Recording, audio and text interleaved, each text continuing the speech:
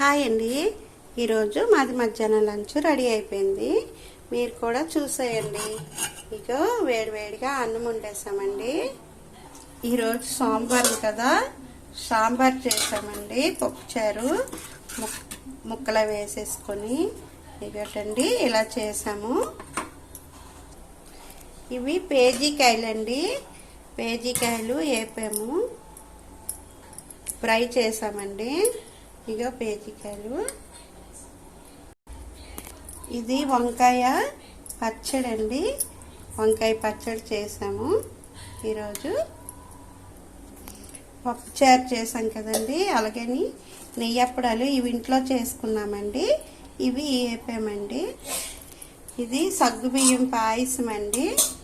ఇవేళ సోమవారం నైవేద్యం పెడతామండి, అలాగని చేసాము. ఈరోజు వీడియో ఇంతేనండి. నచ్చితే మాత్రం లైక్ చేయండి. Bye bye.